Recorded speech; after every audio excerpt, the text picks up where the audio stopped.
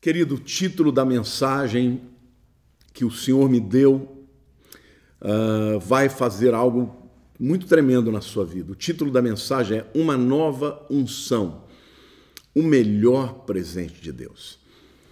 Bom, vocês sabem que eu amo a Jesus, né? Quando eu falo dele eu me emociono, porque quando eu olho para trás eu me lembro de onde ele me tirou.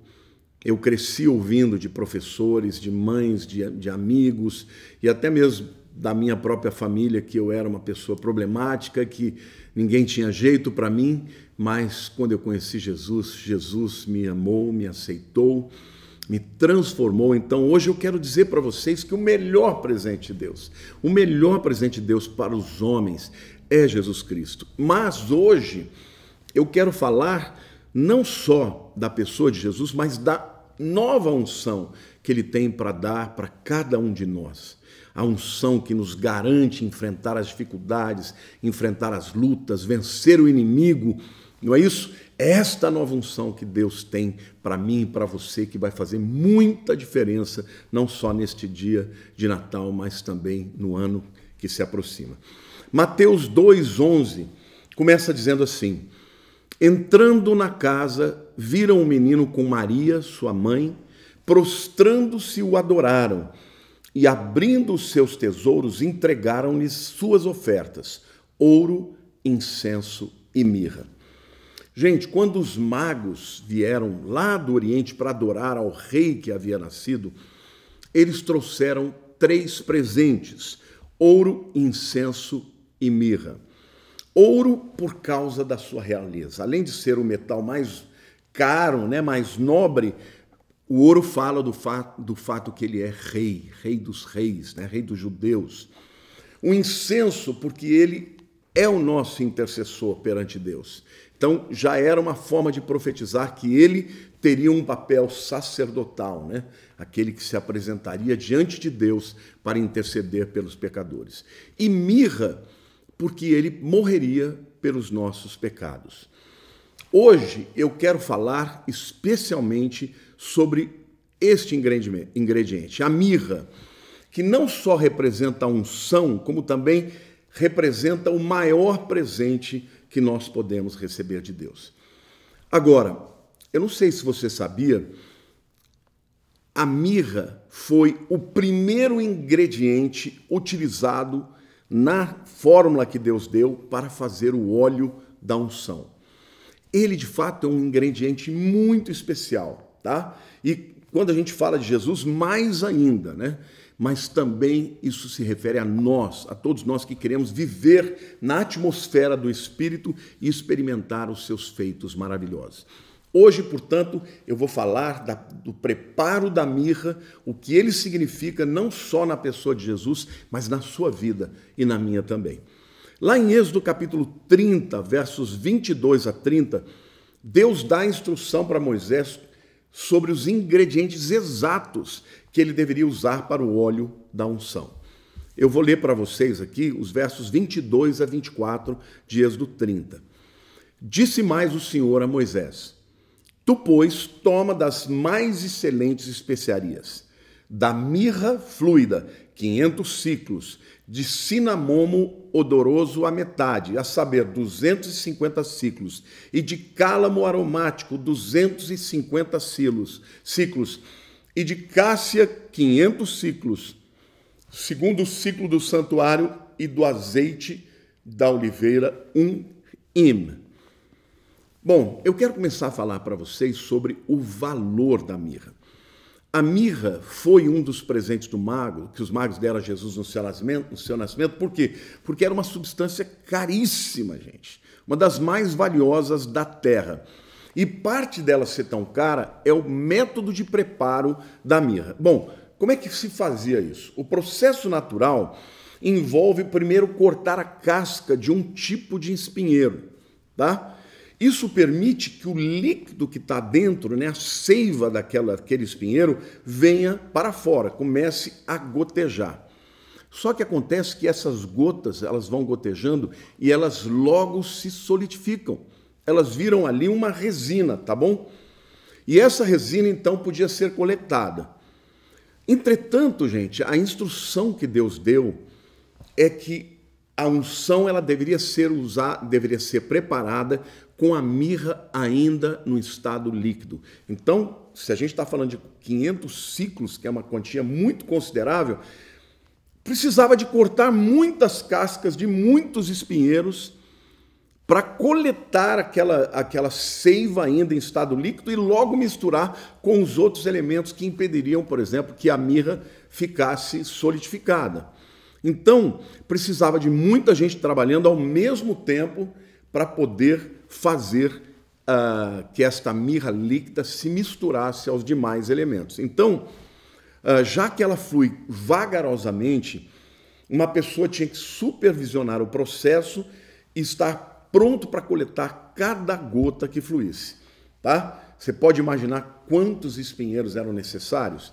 Então, eu quero dizer para você que quando Deus mandou preparar o óleo da unção, ele mandou preparar uma substância que era muito rara, muito cara no seu processo, porque a unção representa aquilo que é mais caro, é aquilo que é mais importante, né? Então, às vezes a gente pensa e gosta, quando a gente fala de unção, a gente gosta de focar no poder, nos milagres, nas maravilhas que Deus faz na nossa vida, mas eu quero dizer que o principal valor da unção está na presença do próprio Espírito Santo dentro de nós, tá? Então, ao incluir a mirra como um dos componentes críticos do óleo da unção, nós somos lembrados que para recebermos a unção, nós vamos precisar passar pelo processo que Deus determina.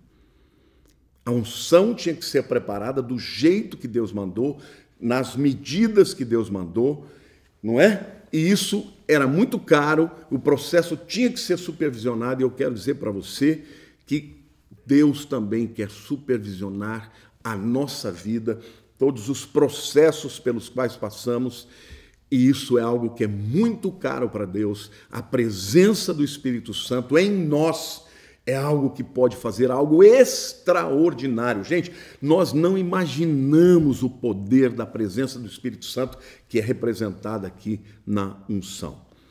Bom, em segundo lugar, então, eu quero falar para vocês sobre o processo da produção de mirra, que eu já dei aqui para vocês um spoiler, né? Mas eu quero considerar de novo com vocês sobre como era o processo e o que tinha que ser feito para extrair a mirra da casca do espinheiro. Bom, em primeiro lugar, gente, era necessário cortar a casca, tá? Torcer a casca para aquele óleo pingar, né? Aquela essência, a seiva pingar, e espremer até que parasse de gotejar. Então, esse processo nos traz à mente a necessidade do sofrimento, da aflição e do quebrantamento, situações que a maioria de nós tenta evitar. Primeiro, em relação a Jesus, nós sabemos que ele foi, né, cortado, foi espremido, né, até o lugar onde ele estava em oração quando foi preso naquela noite fatídica. O lugar chama Getsemane, Gatshemanim, que significa prensa de azeite. Lá as azeitonas eram prensadas para produzir o óleo.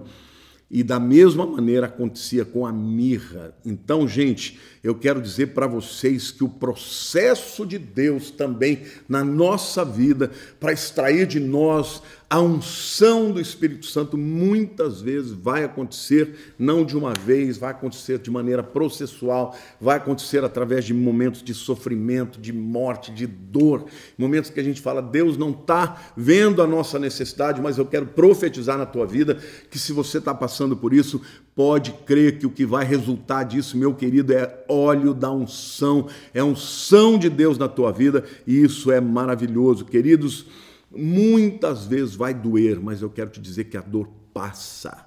E todas as coisas que são imersas na atmosfera do Espírito Santo sempre nos trazem cura, lenitivo, bálsamo, força, e você não vai se arrepender. Então, fique firme aí. Se Deus está te torcendo, está te esmagando, é da mesma forma que ele fez com seu filho Jesus, e a mirra representa tudo isso. Um terceiro aspecto que eu quero levantar aqui da mirra, gente, é a amargura dela. Eu não sei se você sabia, mas a mirra é extremamente amarga. Agora, a amargura da mirra representa o quê? Representa todas as coisas amargas que às vezes nós temos que experimentar na vida, né? O Espírito Santo é fiel para nos levar através das dificuldades. Tem muita gente que pensa que vai vir para Jesus e os problemas vão acabar. Não, às vezes fica ainda mais difícil. Mas o Espírito Santo, a unção do Espírito, nos conduz através dessas coisas amargas e nos ajuda a oferecer a Deus, né, a nossa dor, a nossa amargura, as nossas tristezas, as nossas decepções. E quando a gente está disposto a entregar, a liberar a amargura do nosso coração a Ele, Ele começa gradativamente a aumentar a unção. E onde há o aumento da unção, a cura, a bálsamo, a fragrância, a perfume. E Deus vai derramar, no fim desse processo, um óleo de alegria sobre a tua vida. Não é lindo isso? Esta unção, né, que Deus tem para nós, que representa a presença do Espírito Santo. Esta unção é representada na mirra como o primeiro elemento que faz, né, o óleo da unção. E isso não é só para a vida de Cristo, porque ele passou por todo esse processo, mas é também para cada um de nós. Eu quero dizer que, em quarto lugar, a mirra representava a morte, gente. Por quê? Porque nos tempos bíblicos, a mirra era usada no processo de sepultamento, até de embalsamamento, tá? Eu vou mostrar para vocês aqui e provar o que eu estou dizendo. A mirra representa, em primeiro lugar, a morte sacrificial de Cristo. João 19, 39 e 40 diz assim: e também Nicodemos, aquele que anteriormente viera ter com Jesus à noite, foi levando cerca de 100 libras de um composto de mirra e aloés. Nicodemos levou mirra, né? Tomaram, pois, o corpo de Jesus e o envolveram em lençóis com os aromas, como é de uso entre os judeus na preparação para o sepulcro. Ou seja, eles envolveram Jesus no lençol, mas eles utilizaram daquelas substâncias para que o corpo passasse pelo processo, né, do sepultamento. E a mirra fazia parte disso. Então, a mirra representa, em primeiro lugar, a morte sacrificial de Cristo. E se não fosse pela morte de Cristo, meu querido, nós não teríamos acesso à unção do Espírito, né? Que é a própria pessoa do Espírito Santo habitando em nós. Em segundo lugar, gente, a mirra representa a morte do nosso eu. O ingrediente da mirra nos lembra que Deus aumenta a nossa unção quando nós estamos dispostos a morrer para o eu. Gálatas 5:24 diz assim: e os que são de Cristo Jesus crucificaram a carne com as suas paixões e concupiscências. Isso fala do quê? De morte. A gente precisa estar disposto a crucificar a carne, a matar a carne, para que a unção de Deus possa ser liberada na nossa vida. Mas é a própria unção que nos ajuda a manter o nosso foco, de maneira que a gente deixa, né, de ser autocentrado, de ficar só com aquele mimimi, com aquela, ai meu Deus, ninguém me ama, oh Deus, por que eu sofro? Para quê? Para que nós estejamos centrados em Deus. Querido, Deus te ama, mas o processo da morte do eu precisa acontecer na nossa vida. E dói isso, muitas vezes dói, mas no final do processo vem o bálsamo, vem o lenitivo. Não é isso? Em quinto lugar, eu quero dizer que a mirra representa a santificação. Êxodo 30:30 diz assim: também ungirás Arão e seus filhos e os consagrarás para que me oficiem como sacerdote. A palavra consagrar significa santificar, significa separar para um propósito exclusivo.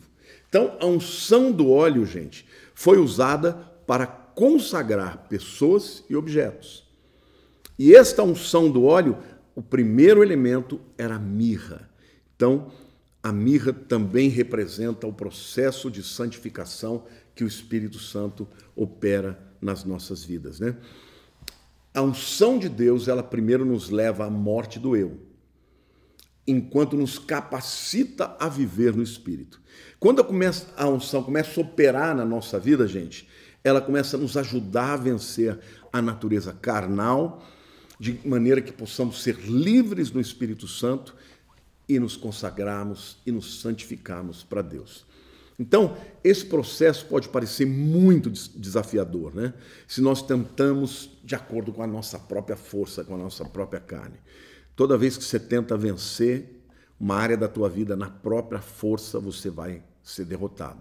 Mas se uma pessoa morre para si mesmo e deixa que o Espírito Santo comece a viver através dela, aí então ela vai se santificar. É por isso que o apóstolo Paulo dizia: para mim o viver é Cristo e o morrer é lucro. Por que é lucro? Se a morte que ele vive na carne produz frutos de santificação, então é um lucro maravilhoso, né? Em sexto lugar, gente, eu quero falar do milagre da unção. Deus é capaz de multiplicar a unção na sua vida em tempos de dificuldade. Eu quero lembrar para vocês a história do Hanukkah. Essa é uma época em que os judeus celebram o Hanukkah. Ora, o que era o Hanukkah?